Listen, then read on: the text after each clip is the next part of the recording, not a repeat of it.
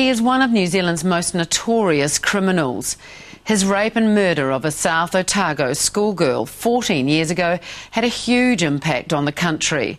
It provoked nationwide street marches and eventually resulted in the formation of the Sensible Sentencing Trust.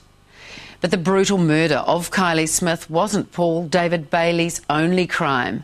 Before that, he'd raped another, even younger girl. Not that the public got to hear about it. In fact, it was only after a very long struggle that this young victim ever had her day in court.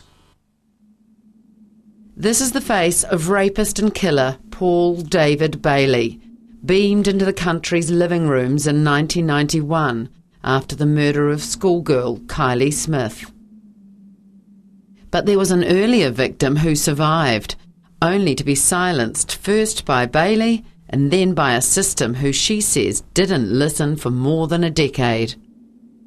A court order prevents us from identifying the woman. The effects of what Bailey did were horrific, but living all these years believing that the police didn't believe me and that's why they never prosecuted, I don't know which is worse, to be honest.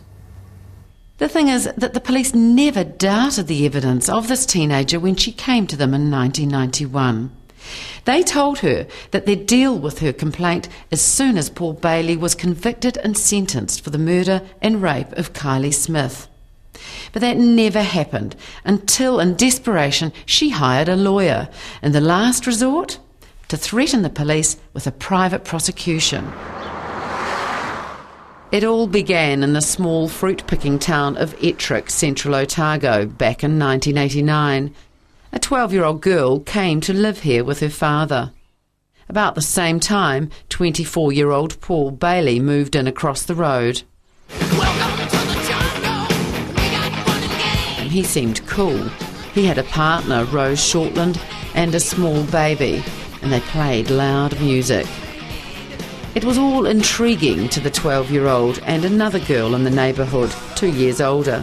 Basically, over a period of time, we developed what I saw was a friendship. Tanya was the 14-year-old. And they had the lot over there across the road. And we were tempted by that because it was new and it was exciting. And in hindsight, I realised that was the type of victim or victims that Paul actually preyed on. I see your sister in a Sunday dress. Cups of tea progressed to drinking alcohol and smoking drugs. And today it's easy for them to see they were being targeted and groomed. It was a team. It was Bonnie and Clyde. Rose Shortland is now living in Australia, and for the first time in many years she talked about Bailey and his fetish for schoolgirls. Tanya says you and Bailey operated like a team. Yeah, and for her it would have been like that. She would have seen exactly that.